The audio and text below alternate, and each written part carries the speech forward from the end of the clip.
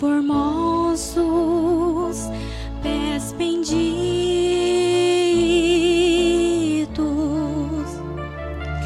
pés feridos, pés sangrentos de Jesus,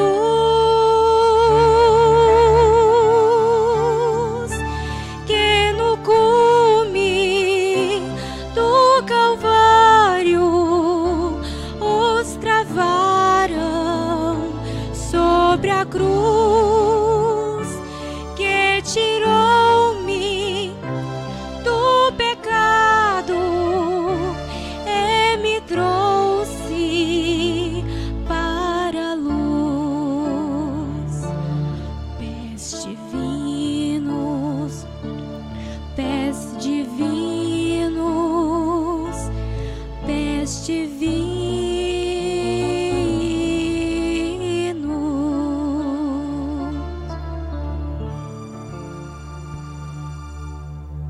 Amém, graças a Deus. O Senhor possa continuar abençoando a irmã Amanda, né? Nós vamos cantar o hino de número 264. Logo em seguida, a irmã Adriana estará cantando o seu hino.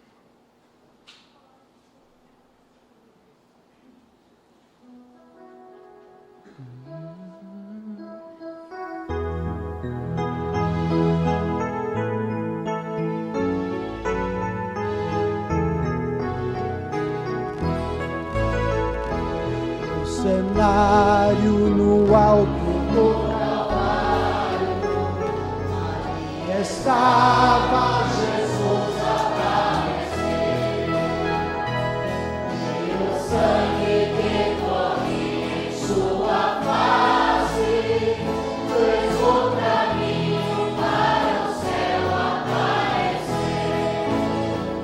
Meu nome está nas mãos de Cristo, meu nome penetrou além do véu.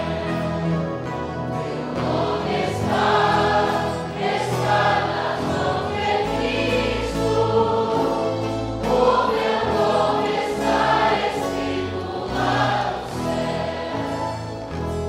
Na cabeça uma coroa de espinhos, Jesus sofreu com toda a humildade, e o sangue que corria em sua face era a lembrança de toda a humanidade. Meu nome está nas mãos de Cristo, meu nome penetrou além do véu.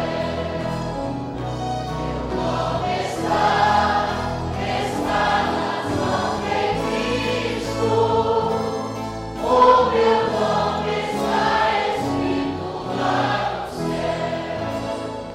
Jesus estava humilde e amoroso, quando uma lança seu corpo transpassou,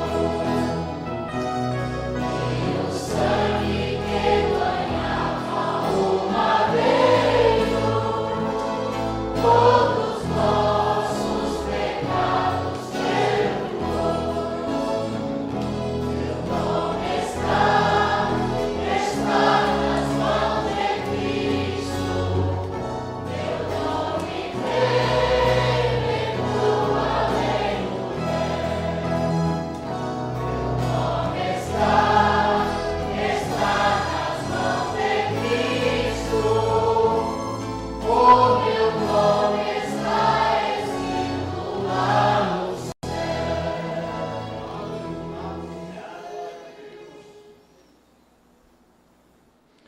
Amém, graças a Deus.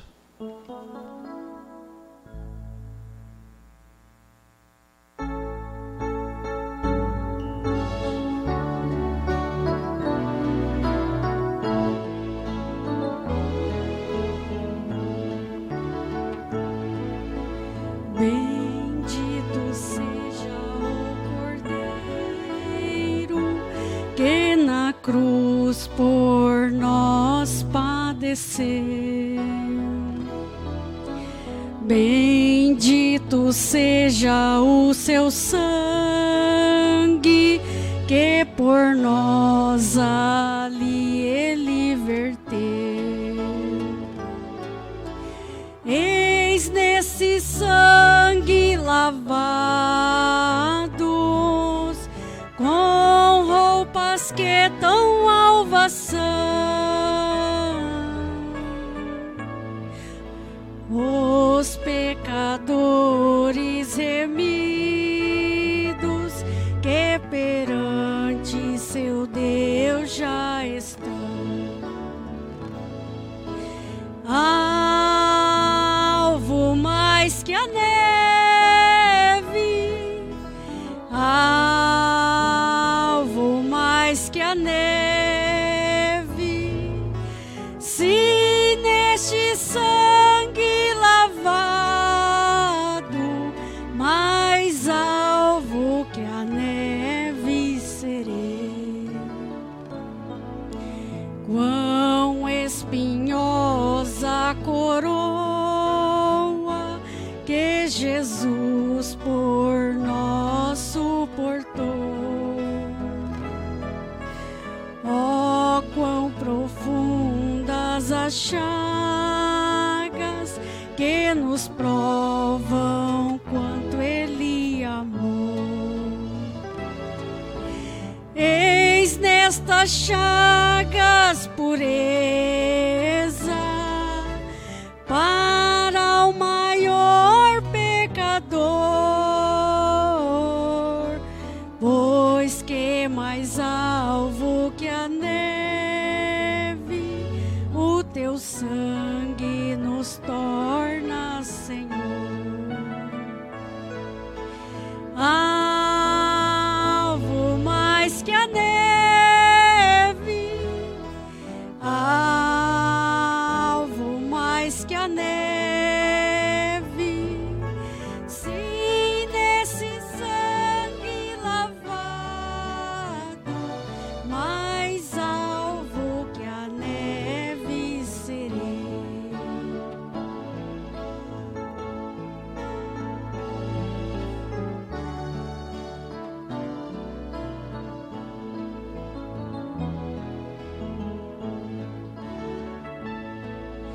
Se nós a ti confessarmos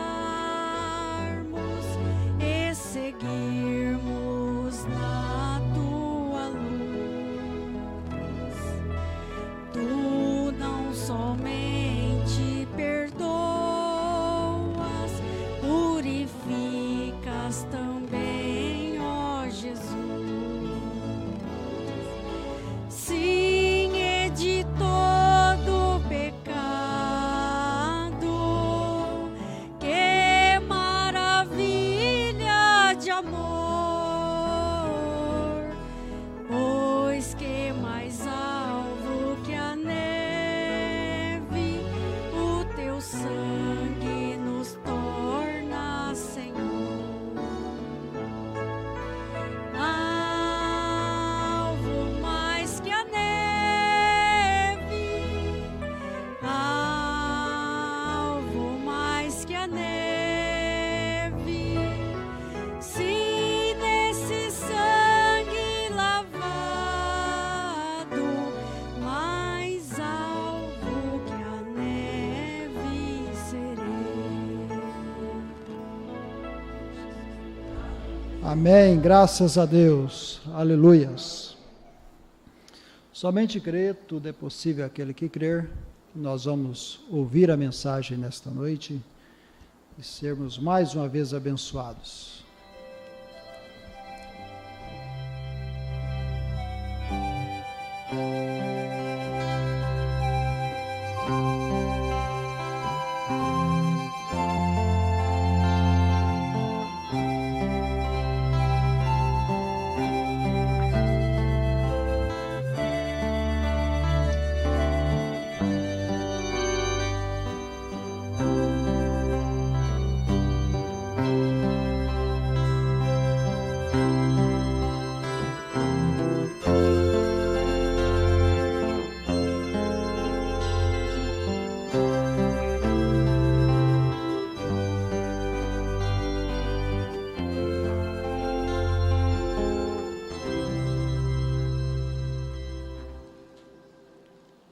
Amém. Que a graça e a paz de nosso Senhor Jesus Cristo continuem nos nossos corações. Nós estamos felizes por mais esta noite de comunhão, né? Bastante visita para nós hoje, né? Que bom. Está visitando o irmão Hélio, de Birigui. Sozinho, irmão Hélio? Está com a família? Sozinho? Sozinho. Seja bem-vindo, em nome do Senhor Jesus Cristo. Deixa eu limpar aqui, porque eu não estou enxergando nada.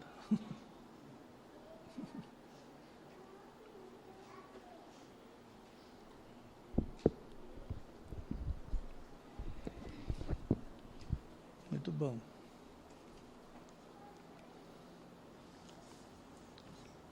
Está nos visitando também o irmão Rafael, convidado do irmão Dorival e da irmã Suzana. Quem é o irmão Rafael?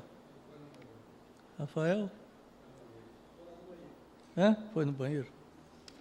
Pois bem. Está visitando também o irmão João e a sua esposa, a irmã Maura. Seus netos, Vitor, Isabela, Ariel. Arielle, de Birigui. E a irmã Vânia, Jane, está feliz hoje? Vai estar feliz todo dia, né? Todo dia a senhora canta, né? A felicidade é a esperança, né? E hoje está cumprindo mais uma esperança da senhora cumprida, né? Sua mãe, seu pai e os sobrinhos, né? Muito bom, irmão João. Gosto muito de ver o senhor, viu? Está nos visitando também de Cajubi, o irmão Silas, com sua esposa, a irmã Cláudia. Eu vejo tanto falar nesse irmão Silas, mas ainda eu não conheço ele direito. Quem é o irmão Silas? De pé, por favor. Fica de pé para mim ver direito. Eu já vi você bastante, né? Mas não conheço, não. Estou vendo bem agora, né? Sua esposa também está aí? Seja bem-vindo, em nome de Jesus. Amém. É Torres também, vocês? É Torre, vocês? Não. Torres? Então é parente do Torres aí?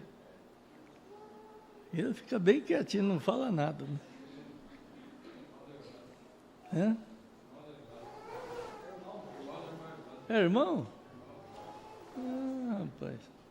Parece que eu já vi no filme lá, ele está junto, não está?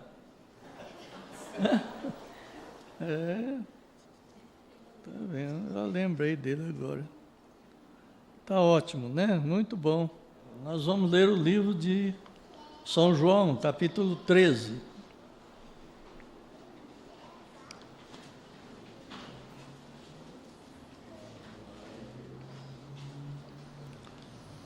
Ora, antes da festa da Páscoa, sabendo Jesus que já era chegada a sua hora de passar deste mundo para o Pai, como havia amado os seus que estavam no mundo, amou-os até o fim.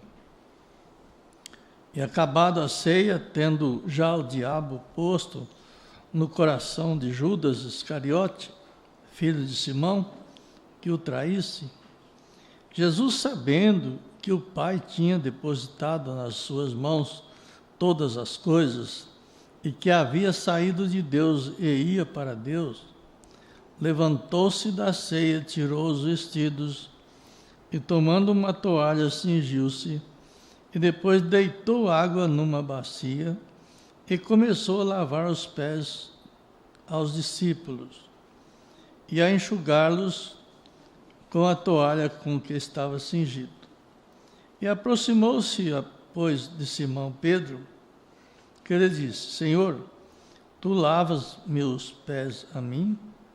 Respondeu Jesus e disse-lhe: O que eu faço não o sabes tu agora, mas tu o saberás depois. Amém? Só até aí.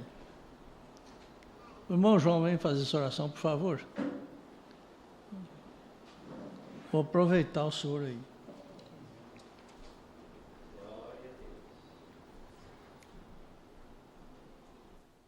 Deus abençoe.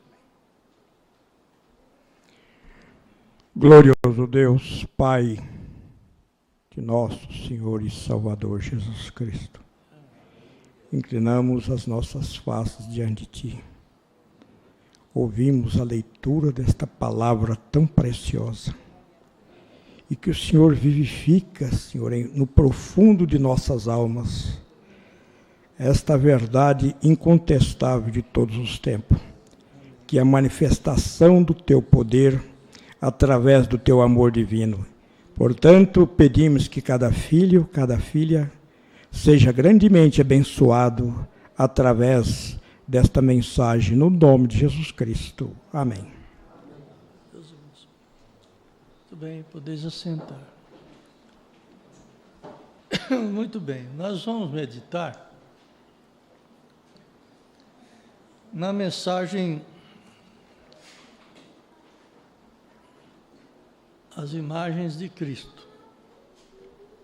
O profeta leu essa escritura para pregar essa mensagem, As Imagens de Cristo. Na realidade, ela é uma mensagem muito oportuna para a comunhão. Todos nós que tomamos a comunhão, precisamos nos conscientizar realmente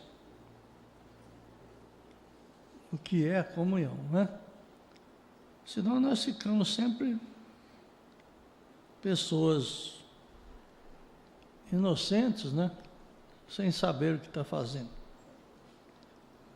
Então a gente vai meditar alguns parágrafos. Eu tenho aqui marcado do parágrafo 30 até o parágrafo 64. Eu não sei se eu chego lá. O profeta diz: agora eu sei que isto não é, de modo geral, um tema evangelístico,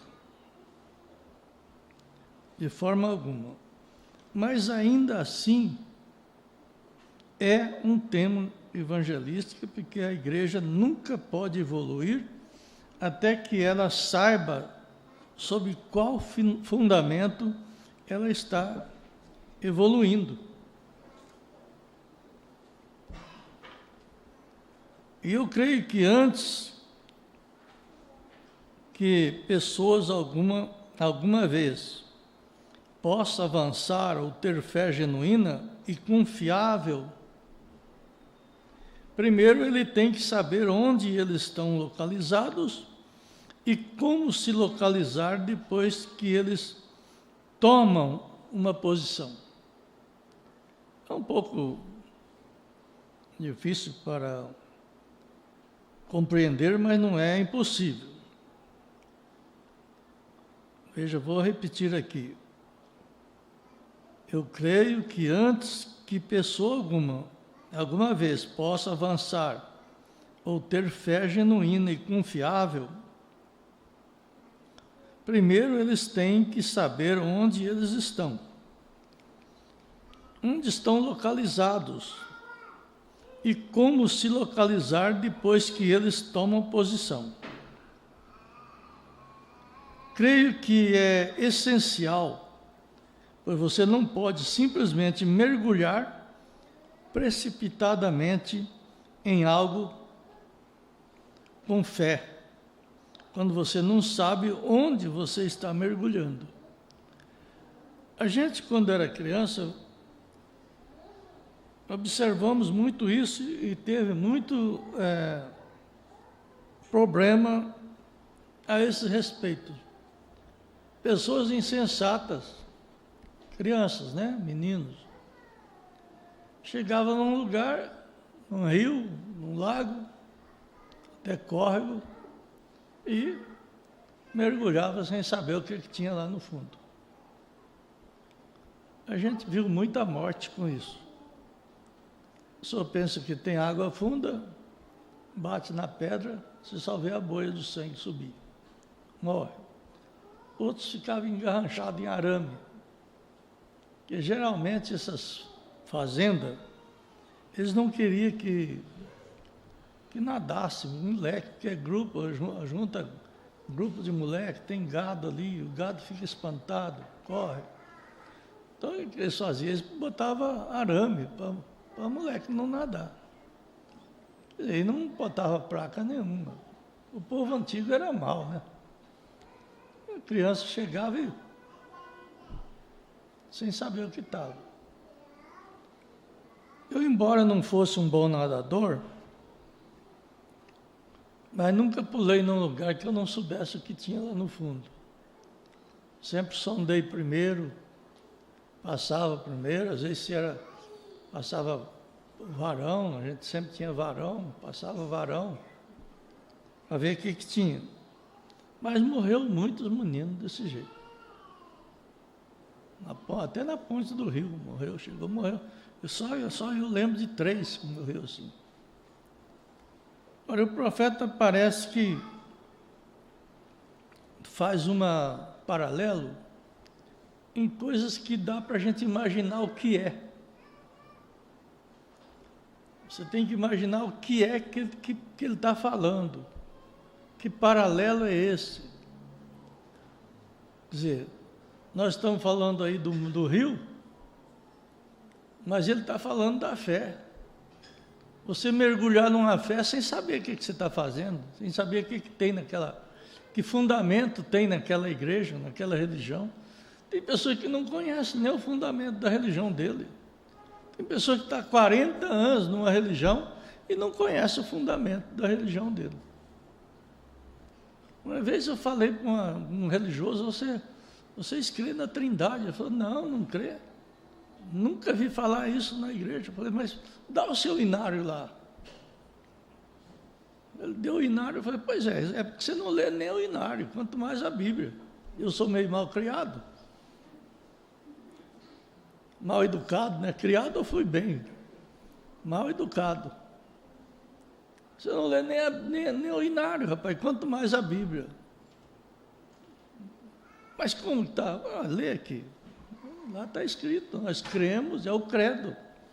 Nós cremos num Deus em 3 pessoas distintas, na Santíssima Trindade. É isso que o profeta está falando para nós observar, em que é que nós cremos. Qual é o fundamento da nossa fé? Como que você pode mergulhar em um lugar que você não sabe o que está lá no fundo? Você tem que saber. Parágrafo 31. E se nossa fé está estabelecida corretamente e na posição correta, dá uma satisfação constante. Essa satisfação constante é a satisfação de você ter firmeza num alicerce de fé. Você não está olhando para um irmão, para outra irmã, para outra pessoa, para um pastor ou para outro pastor. Você está olhando para o alicerce que você tem de fé. Pode acontecer o que for com os demais. Você está firme e constante. Você tem que saber o que está fazendo. Você tem que ter confiança no que está fazendo. Portanto, muitas vezes ouvimos esta expressão: o que é um cristão? Algumas pessoas limitam isto a juntar-se a uma igreja. Eu sou cristão, porque ele pertence para uma igreja. Alguém disse, bem, um cristão é um membro de igreja. Alguém que se filia a uma igreja. creio que todos os cristãos deveriam fazer isso, mas eu não creio que isto é cristandade. Né? Isto é o que um cristão faz depois que ele se torna um cristão. Depois que se torna um cristão, ele filia a uma igreja. Mas não significa que por ele fazer isso, ele é um cristão. Então, alguns dizem, não, é ir para a igreja e servir uma exposição de credos e ser leal a essas coisas, as quais a igreja ensina. Então, há outros que dizem que talvez colocar algo sobre eles, uma pequena cruz ou algo assim, que isso é um sinal de um cristão. Bem, então há outros que acreditam que talvez, se eles queimarem uma vela ou algum tipo de penitência, isto é um cristão. Se eles somente forem imersos em água, ou fizer algum sacrifício, ou dar algum bem para a igreja, ou ajudar o vizinho, comprar um pouco de carvão para uma viúva, ou dar um sapato para os órfãos. Esses são atos de um cristão, mas isso não é ser cristão. Depois que você é cristão, é que você pratica esses atos. Então, alguns dizem que se você colocar uma imagem de Cristo em seu carro, ou sobre a sua parede, isso é o sinal de um cristão. Bem, essas coisas são todas corretas, mas eu não creio que colocar uma imagem te faz um cristão. Então, vocês vão notar que cristão é diferente de tudo isso que a gente está falando. Tudo isso que nós fazemos, ou alguém faz, dá aparência, mas isso não é ser cristão. Eu creio que ser uma imagem de Cristo te faz um cristão. Ser uma imagem de Cristo. Agora, isso aqui também tem uma dificuldade, tem uma diferença. Ser uma imagem de Cristo. Não é o que fazemos externamente, é o que aconteceu internamente que te faz um cristão, que acontece no seu interior, no seu homem de dentro. Portanto, se ele é nossa imagem e somos feitos à sua semelhança e membros do seu corpo, deveríamos ser imagens como ele. Então, nossas vidas deveriam refletir a imagem de Cristo. Não a nossa união a uma igreja, ou colocar um crucifixo em nossas emoções, mas deveria ser a presença viva do Deus vivo, refletida através das nossas vidas. É um pouco difícil ser cristão. Não é tão fácil como nós pensamos. E quando o Espírito Santo de Deus começa a bater em nós, com o martelo do Evangelho, até que todas as coisas do mundo sejam tiradas, e que podemos refletir a imagem do Senhor, Deus, então eu creio que nós nos tornaremos cristãos. Vocês notem bem que eu creio que aqui na nossa igreja, nossa fé não tem isso. Mas tem muitas religiões que eu já ouvi, observei as pessoas dizerem, quando a mensagem fere o pecado que está na pessoa, logicamente fere a pessoa. E você não cura ferida fora da pessoa. Você tem que jogar o sal em cima da ferida que está na pessoa. E a pessoa sente o ardume daquela ferida. Não tem como não fazer isso. A mensagem, ela fere quem está com chagas,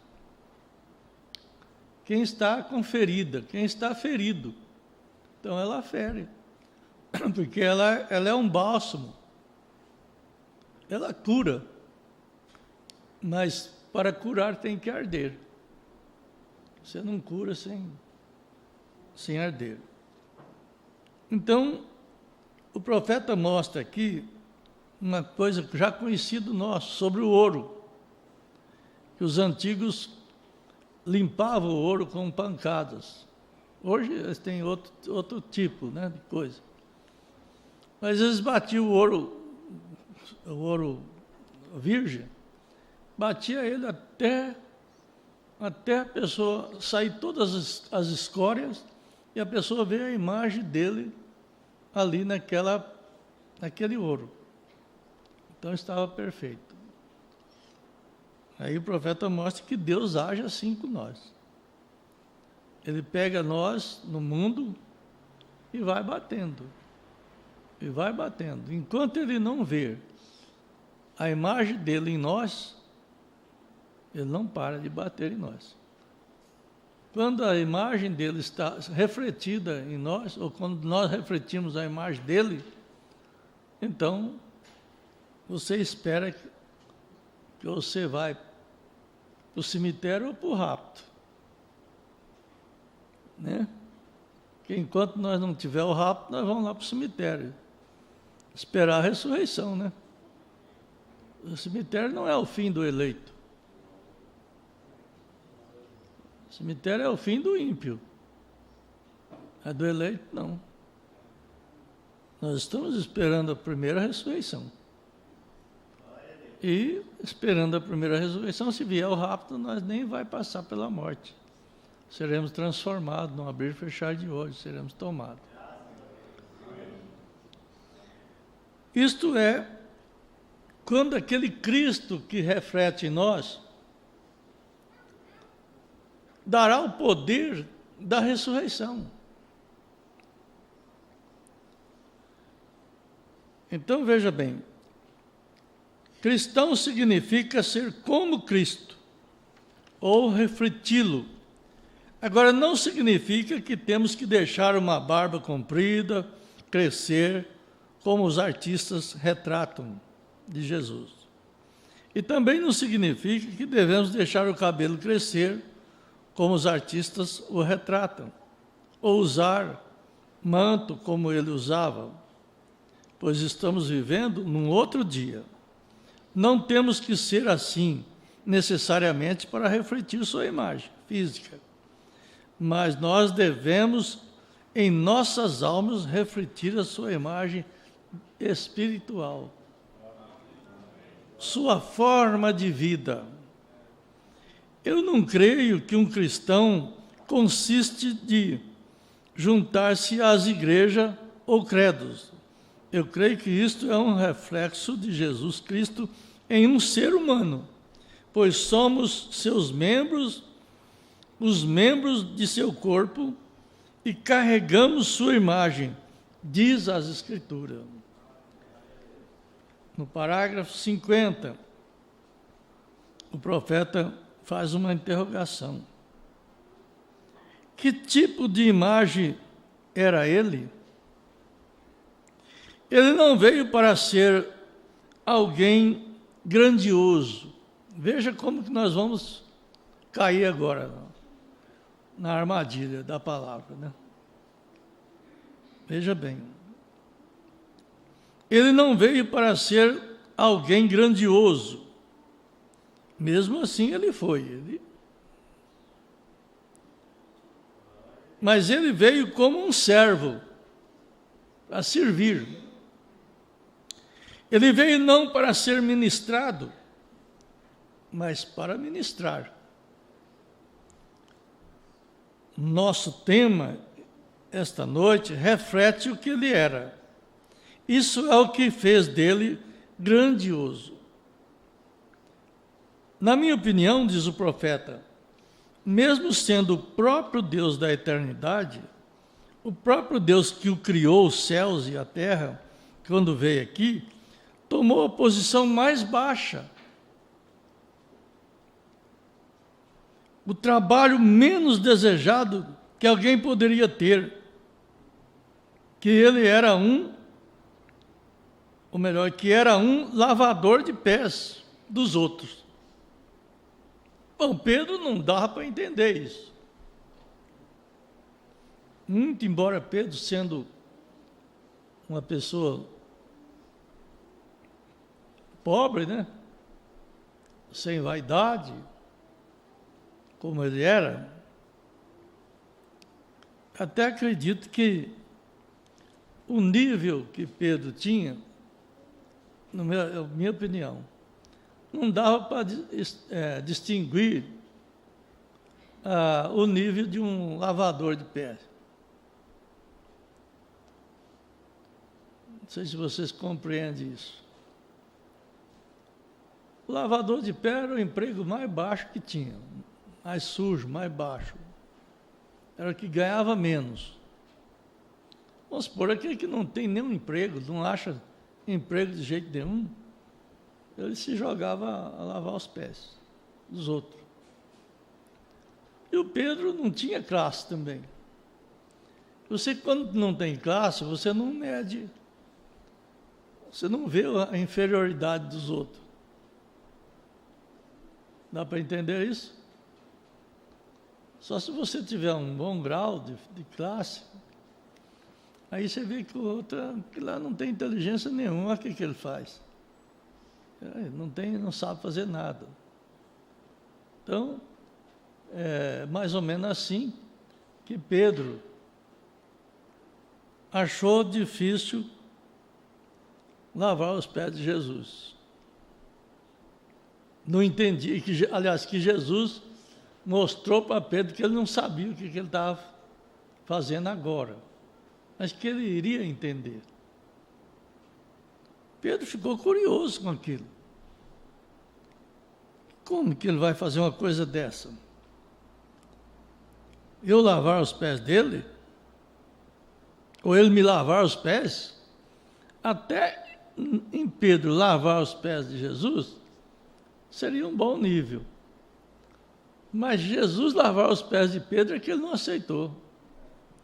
Ele falou, tu lavar os pés a mim? Não. Porque o Pedro, ele podia aceitar em lavar os pés de Jesus. Porque é o que eu queria dizer, ele tem um nível igual ao do lavador de pés. Mas Jesus lavar os pés dele, ele achou aquilo muito, porque Jesus não era para ser aquilo, ele era mestre. Veja bem. Então,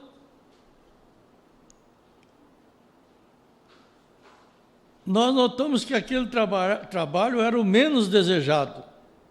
De todos os salários, nos primeiros dias do mundo oriental, o lavador de pés era de todos o homem que menos recebia.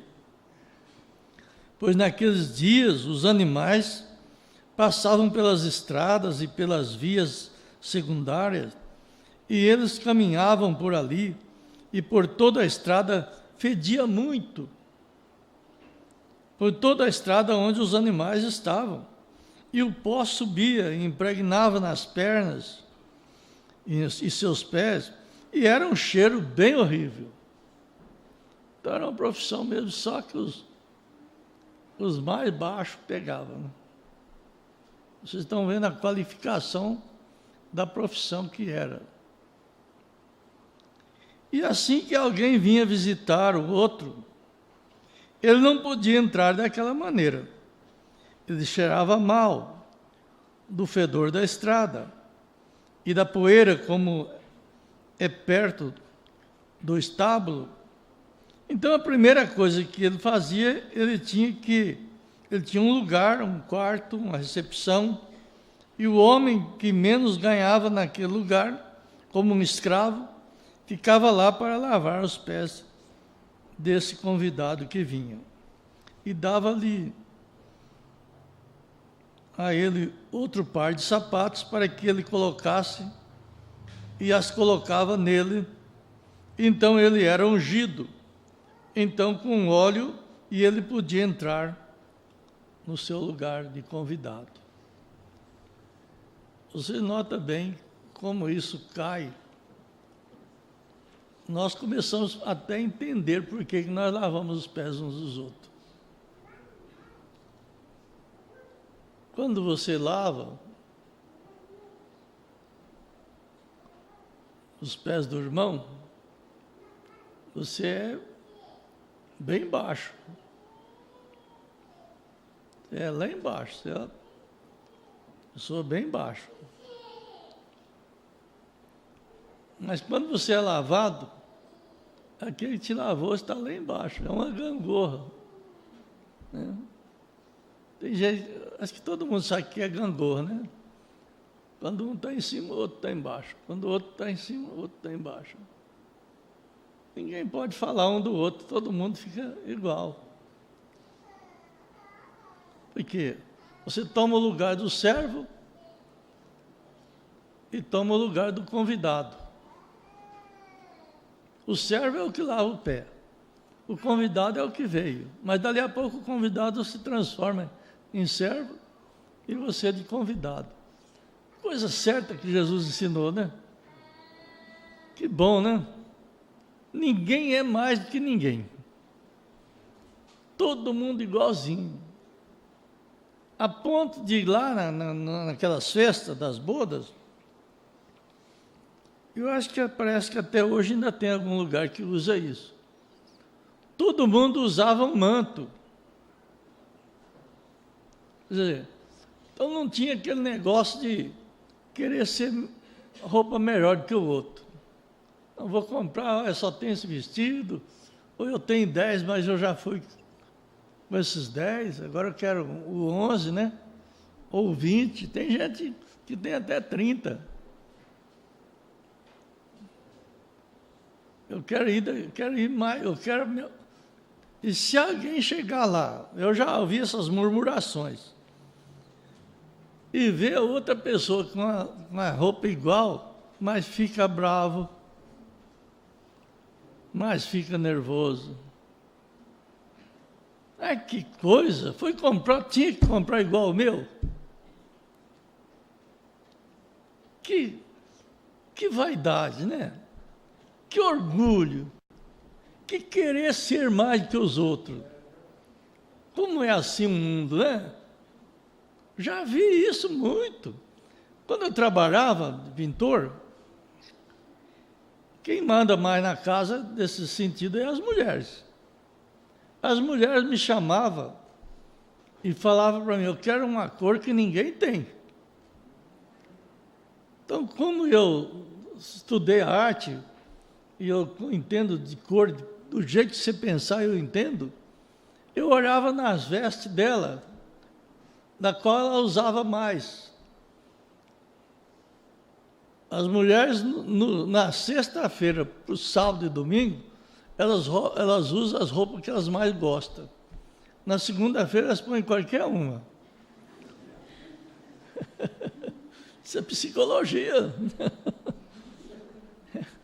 Eu olhava no sábado, no domingo, na segunda, na sexta, aí daquela roupa que ela usava, eu fazia a cor para ela. Mas ninguém tem essa coisa, não, essa aí não, só a senhora que vai ter. Pode procurar aí, nessa rua toda. Ei, mas teve casa que eu, em 25 anos que eu trabalhei, teve casa que eu pintei 5 vezes. Porque eu fazia o que o outro não tinha. Ia na outra, não fazia igual aquela dela, não. Eu mudava. Porque senão ela ia meio... Então, há um orgulho no ser humano. Um orgulho terrível. Por isso que essas bodas, elas usam essa capa, que é para ninguém vangloriar sua roupa. A roupa pode ser bonita, mas está debaixo da capa. E você sabe qual a capa que nós temos aqui? Todo mundo que entra aí na igreja, quando chega aqui dentro, já está com a capa. A capa é o Espírito Santo. Debaixo do Espírito Santo, você não tem roupa diferente uma de outra. Todos nós estamos vestidos igual. As vestes é a mesma. É uma capa. É o manto. É o manto de Elias. Nós estamos aqui debaixo da capa de Elias. Essa mensagem é a capa de Elias. Em nós. Ninguém é melhor que o outro, ninguém é mais bonito, ninguém tem mais roupa mais bonita um que o outro. Todos estão vestidos iguais. Não deveria ser assim? Parágrafo 55, 56. Estamos tentando refletir o cristianismo de forma errada. Deus não quer que façamos dessa forma. Nós cantamos o hino, ser como Jesus. Mas quando se trata de rebaixar o nosso orgulho e descer como ele fez, então colocamos um limite. Um limite no nosso orgulho. Não, nós temos que ser diferente. E ao fazer isso, o homem formou denominações onde eles podem se separar, aparentemente não tendo o Espírito, como diz as Escrituras. E eles se separam. Pertencemos a uma certa igreja, e é uma igreja maior, é uma igreja melhor. Nossa denominação é uma denominação melhor.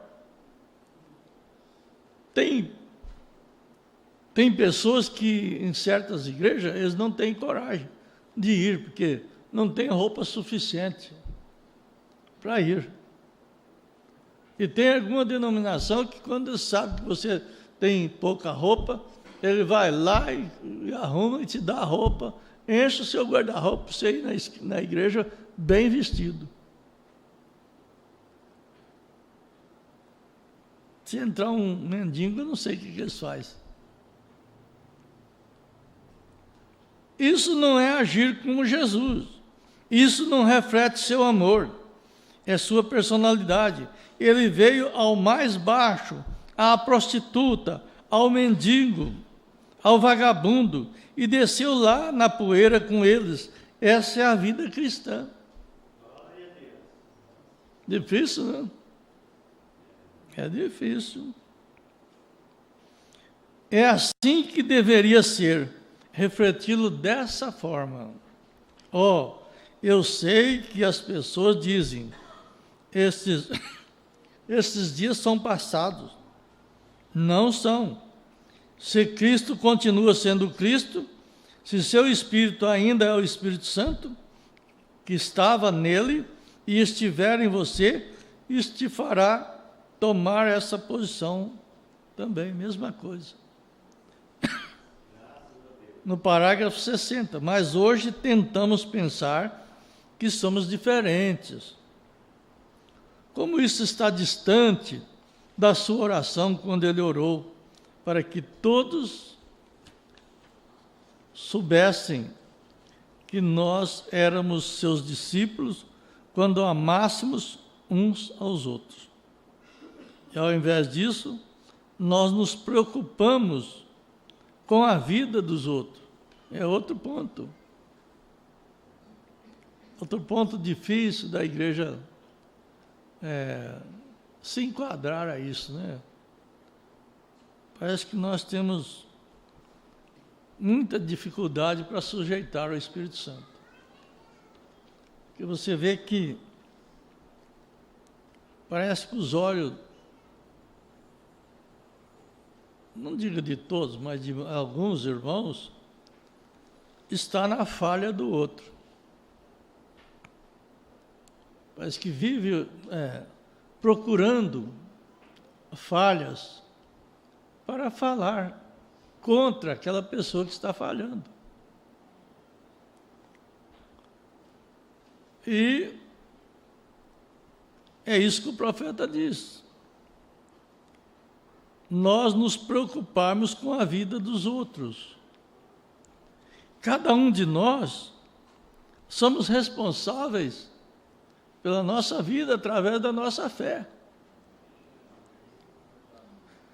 Nós desprezamos uns aos outros, porque não concordamos com certas coisas. Quantas vezes acontece isso? E saímos por aí e acusamos uns aos outros. Está vendo? E ainda assim alegamos ser cristãos. Aí vocês vão medindo. Eu conheço pessoas que alegam ser cheias do Espírito Santo, culpados de tais coisas, saindo por aí realmente dizendo coisas más a respeito um dos outros. E realmente dizendo coisas ruins a respeito um dos outros cristãos, quando não deveria fazer essas coisas. Que bom é quando nós respondemos os nossos próprios atos, né? Já pensaram nisso? Responder o seu próprio ato. Quando você sente de reconciliar, vocês já viram que quando os outros falam de um defeito seu, você não tem coragem de pedir perdão, porque você fica nervoso? Já pensaram isso? Você fica nervoso. Aí aquele irmão falou, não, estou fazendo uma obra de Deus. Eu estou falando para ele se consertar. E é o diabo que está usando aquele irmão para irritar aquele que está errado, para ele não se perdoar. Ele não pedir perdão. O diabo faz isso. Deus nunca mandou nós julgar uns aos outros. O próprio Jesus disse, eu não vim para julgar o mundo. Quando você está julgando um ou outro, você está ocupando o lugar de Satanás. Você está acusando. E ele é considerado como promotor, acusador. Então, quando você deixa aquela pessoa calado, o Espírito Santo vai operar nele e ele vai encontrar nele o seu próprio culpa, o seu próprio pecado. Por isso a Bíblia diz para julgar a nós mesmos. Cada um julgue a si mesmo. Agora, irmão, quando temos esse tipo de espírito, também podemos colocar em nossas mentes que ainda não somos cristãos. Não importa o quanto confessamos, é o que possuímos que conta. Não podemos ser cristãos e não amar todas as pessoas. Vocês já viram que nós temos essa dificuldade? Aí você fica pensando assim, mas e o Judas, hein? E o Judas? E nós não sabemos aqui quem é o Judas. Mas Jesus sabia quem era o Judas.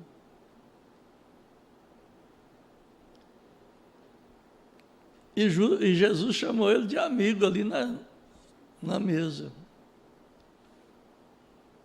A hora que ele puxou, como é que chama? Molhou.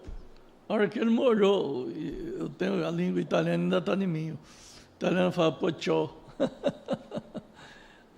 Então, ele pôs o pão ali no vinho. E Jesus tinha falado que era o sinal do que iria levantar o calcanhar contra ele. E os discípulos não entenderam, mesmo assim.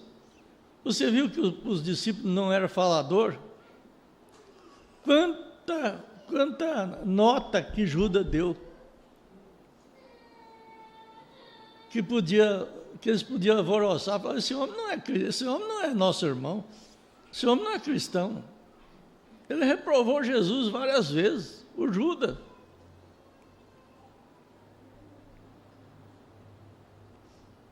E os discípulos nunca falaram mal dele.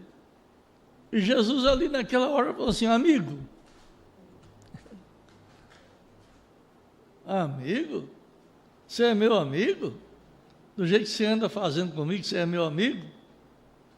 Não. Ele chamou de amigo. Vocês já leram isso? Amigo, vai fazer o que você tem que fazer. Oh, se nós fizéssemos isso, hein? Nós seríamos muito mais bem-sucedidos. A sua oração teria muito mais valor. Deixa alguém cumprir a missão dele. Seja verdadeira, seja falsa. Jesus falou que o joio tem que caminhar junto com o trigo. Você não pode arrancar ele. Deixa ele, é na fruta que ele vai dar o sinal que ele é. É na fruta. Deixa ele. Veja bem, mas quando ele vinha a eles, nota bem, podemos ser pessoas diferentes, mas Jesus não parou e disse: agora vocês todos fariseus, aqui, vocês vão para o inferno. E você sabe o que era o fariseu. E não há chance para vocês por causa disso. É aquilo outro. Que coisa. Porque vocês são fariseus. Mas quando ele vinha a eles, ele ministrava para eles, sem falar nada. Você nota bem o Simão lá, mandar convidar ele para uma festa, e ele sabia que o Simão era. Ele sabia, não era que nem nós, que inocentes, não. Ele foi. E ele ficou quietinho ali. Ninguém lavou os pés dele. Ninguém deu o ósculo santo para ele. Ninguém olhava para ele. Mas tinha que cumprir uma missão de um predestinado que estava marginalizado de todas as religiões e de todo o povo. Tinha que vir ali lavar os pés dele. Vocês já notaram que mistério? Deus é um mistério em nós. Quando você pensa que está tudo errado, fique quietinho. Deus tem uma missão naquela falha lá, naquele erro que você está pensando: está errado, está errado, está errado. Olha, está errado. Aquela mulher entrar aqui está errado. Se ele soubesse o que ela era aquela mulher, ele não deixava ela fazer isso. Nós não queremos nem que nenhum agente errado encoste em nós.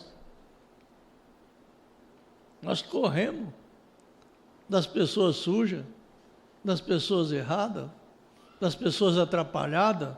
Nós fugimos. Jesus veio dar esse exemplo para nós. Ele ficou calado, esperando. Não reclamou: oh, sou pastor, você não vem lavar meu pé? Não. Eu sou pastor. Você não vê o sermão que eu já preguei? Fiz cura, ressurreição. Você fica aí, por que você me convidou aqui?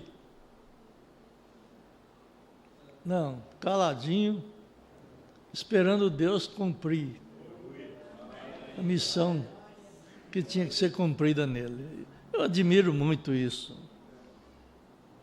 Eu acho que nós temos que imaginar uma hora dessa, essa ceia. Ela deve ser imaginada. Por que nós estamos aqui tomando ceia? O que é isso? Que cumprimento é esse? O que Deus está fazendo com você? Por que Ele te trouxe aqui? Qual é o motivo de você estar aqui?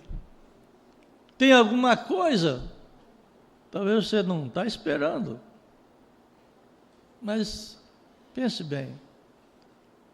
Algo vai ser cumprido na sua vida. Deus tem alguma coisa para cumprir em você. Por isso você está aqui. Nós estamos tomados por uma unção. Uma unção que o homem não consegue formar. Que a educação não consegue formar. Que é a unção divina. Ela está aqui operando no seu coração, na sua alma. O seu ser pode sentir isto, regenerando você de dentro para fora. Oh, como isso mexe com o nosso ser, mexe com a nossa alma, leva nós lá embaixo, no pior lugar, no mais baixo lugar, porque é humilhado que você será exaltado. Como que Pedro podia entender aquilo? Pedro teve dificuldade até nos últimos dias. Mas quando ele ia embora, ele disse para Pedro: Pedro, quando você se converter, você conta isso para os seus irmãos. Então, todo aquele tempo ele não era convertido, porque ainda não havia descido o Espírito Santo. E nós tivemos o privilégio, temos esse privilégio, do Espírito Santo estar aqui para nós. Que o Espírito Santo é a palavra pura, original, de origem. Então, veja bem. Eu vou terminar aqui com o parágrafo 73 da mensagem de comunhão. O que é você? Você é um cristão? Você vive diante de todos como um cristão? De todo mundo? Você só é cristão aqui dentro da igreja? Só aqui?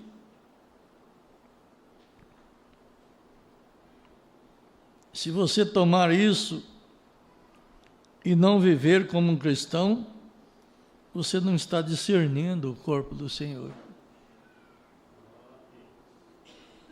Você está colocando pedra de tropeço no caminho de alguém mais. Sabe? Às vezes a pessoa não faz só mal para si próprio, mas ele faz mal para os demais que estão olhando. O mundo está olhando para você, para mim. O mundo olha para nós, você não sabe. Com quem você conversa, ele está olhando para você. O que você está agindo? Porque se você crê que o Espírito Santo está em você, você só pode falar o que o Espírito Santo manda você falar. Você só pode fazer o que o Espírito Santo manda você fazer. Senão você faz o que você quer e fala o que você quer, mas não do Espírito Santo. Veem como eles veem você tentando fazer isso e então não vivendo como você está suposto a viver. Você não está discernindo o corpo do Senhor. Agora observe o que é isto. Qual é a maldição disto? Tem uma maldição nas pessoas que tomam a ceia indigno. Às vezes a gente não percebe. Não, eu vou tomar a ceia, porque se eu não tomar, fulano vai falar que eu estou fora da comunhão. Eu tenho que tomar. Eu sempre costumo dizer assim, é uma coisa comum que o povo tudo conhece, essa expressão. Se correr, o bicho pega. E se parar, o bicho come.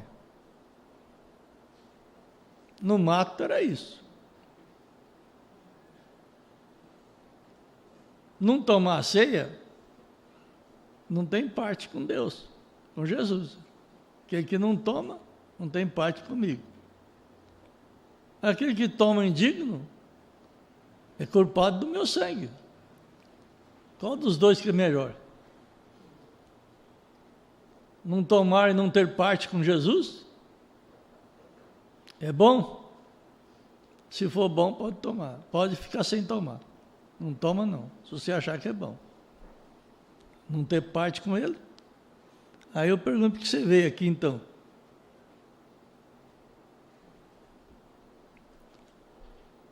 Aí você... Não, eu falei isso, eu faço aquilo, eu estou errado, eu minto, eu faço isso, faço aquilo, eu roubo, faço isso. Aí eu vou tomar. Você está indigno. O que você é? Um daqueles que ajudou a pregar Jesus lá. Pá. Culpado. Qual dos dois que é melhor? Não ter parte ou ajudar a pregar ele na cruz? Aí você vê, ei, meu Deus, se eu correr o bicho pega mesmo. Se eu parar o bicho come. Tem remédio para isso? Tem decisão fora essas duas? Tem ou não tem? Tem? Então coloque em prática a sua vida. Confesse a sua culpa para um ou outro, aquele que você está culpado. Conserta a sua vida. Não faça mais isso. Não minta mais. Não peque mais. Não erre mais. E toma comunhão. Diz, Senhor, de hoje em diante, eu quero cumprir a missão minha. Na próxima ceia eu quero estar aqui, livre deste jugo. Eu não quero estar com esse jugo na minha vida. Eu quero ser feliz. Que bom é ser feliz. Que bom é ser sem culpa. Você já pensou quando você tem uma sentença lá no fórum e algum advogado cobrou bastante, mas ele vai lá e traz o papel do juiz, que eu esqueci o nome agora. Você que está estudando aí, o Torres, como é que chama? Hã?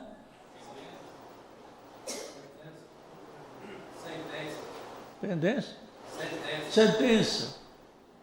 Sentença. Ele chega, o advogado traz a sua sentença foi anulada. Que alívio. Você nem olha pelo tanto que se gastou. 50, 100, vendeu a casa que tinha, vendeu o sítio, para livrar daquela pena. Você já viu que felicidade? Você não olha pelo que você gastou, você olha pelo que você está livre. Que felicidade é ser livre. Pensa bem, aqui nesta noite nós estamos diante do trono de juízo. Aqui está o trono de juízo. Ainda ele é nosso advogado hoje. O sangue dele ainda está advogando a nossa causa. Você pode sair daqui livre da sentença. Que felicidade, que bom. Qual é a maldição disso? Por causa disso há entre vós muitos fracos e doentes, e muitos que dormem. Você estando dormindo, pode falar o que for, você não escuta. Tradução correta da palavra do irmão Pierre é mortos. Vê? Muitos estão mortos. Porque se nós nos julgássemos a nós mesmos, não seríamos julgados. Se julgássemos a nós mesmos, não seríamos julgados. Mas quando somos julgados, somos repreendidos pelo Senhor, para não sermos condenados com o mundo. Veja, nenhum vínculo com o mundo. Portanto, meus irmãos, quando vos ajuntais para comer, esperais uns pelos outros. Vê? Mas se alguém tiver fome, coma em casa, para que vos não ajunteis para a condenação. Quanto às demais, ordená-lo-ei quando for.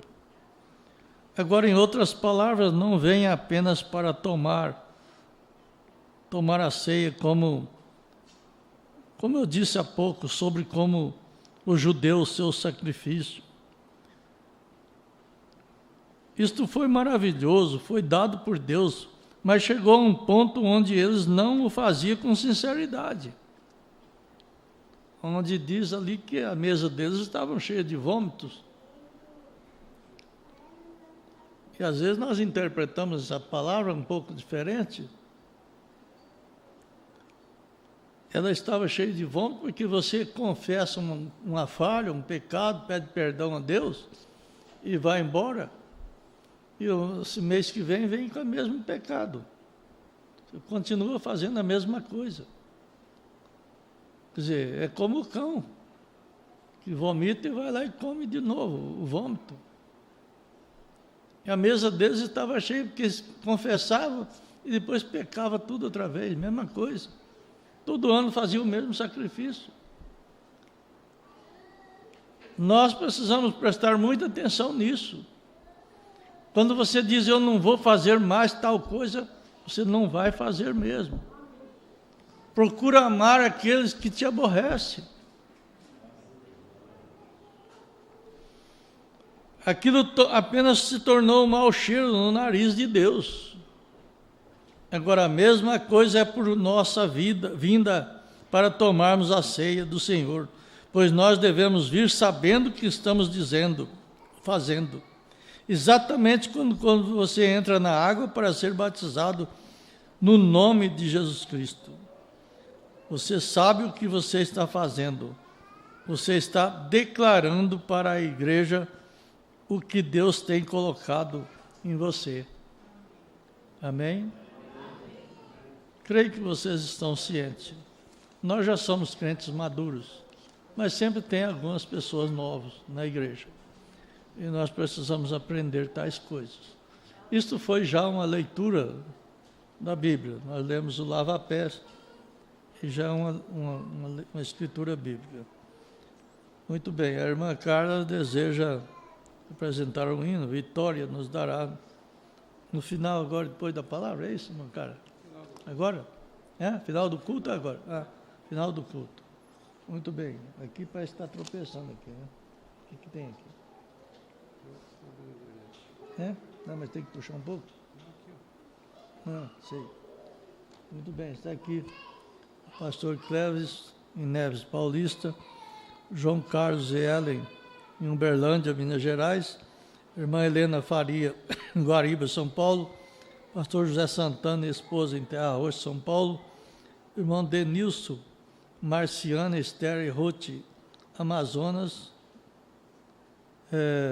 irmão Luiz Santana em Terra Roxa, São Paulo, irmã Ruth, Lucas, Davi, João Pedro e o Xim, até o Xim está lá, Pitangueira, São Paulo, irmã Isis Matos, São Francisco, Minas Gerais, irmão Geraldo em Guariba, São Paulo, irmão José Maria, família em Terra Roxa, São Paulo, o pastor Pedro e família em Guariba, São Paulo, irmão Eduardo Tatiane, Sertãozinho, São Paulo, irmã Sergília Ocote, Sertãozinho, São Paulo, irmão Robson, Cruz das Postas, São Paulo, irmão William Rocha e família, Pitangueira, São Paulo, irmão Mauro, em Carapicuíba, São Paulo. Total de 31 computadores.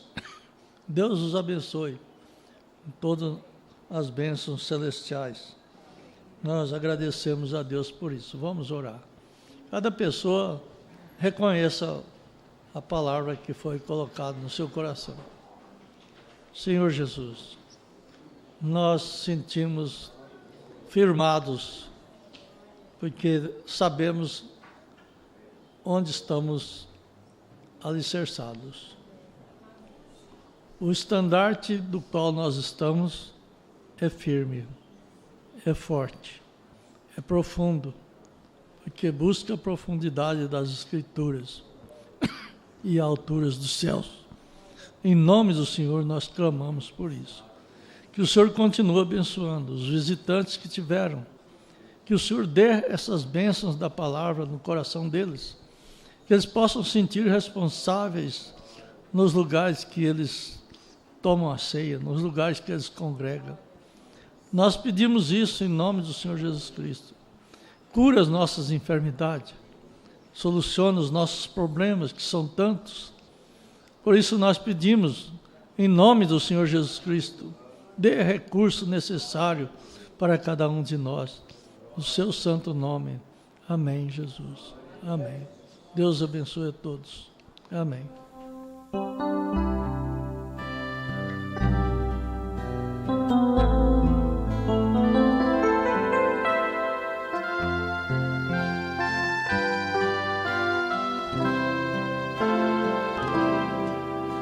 Se tu queres ser um crente abençoado, agradeça a Deus as provas de amor, e depois de ser provado estarás preparado para ser usado nas mãos do Senhor. Deus dará, Deus dará a vitória sobre as lutas. Deus dará. Meu irmão, fique bem certo que o céu está aberto e a vitória sobre as lutas Deus dará. Todo ouro para ser utilizado e em joias preciosas se tornar, ao passar pelo fogo queima tudo que atrapalha e em vaso precioso ficará. Deus dará, Deus dará a vitória sobre as lutas. Deus dará.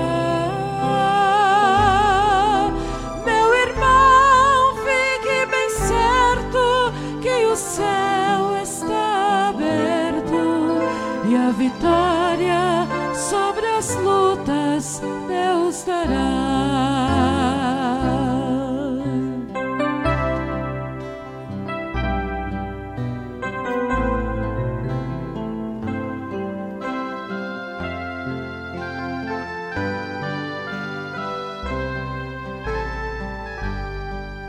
Se tu queres ser um vaso precioso, deixe as mãos do oleiro te tocar, e depois de modelado e no fogo for provado, em um vaso precioso tornará. Deus dará, Deus dará a vitória sobre as lutas. Deus dará. Meu irmão, fique bem certo que o céu está aberto e a vitória sobre as lutas Deus dará. Deus dará, Deus dará a vitória sobre as lutas. Deus dará.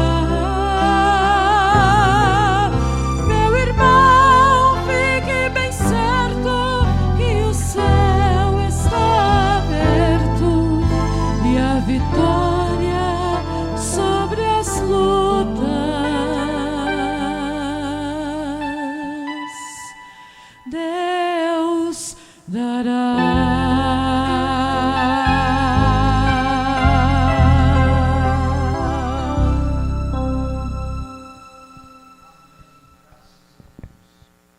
Mais um outro.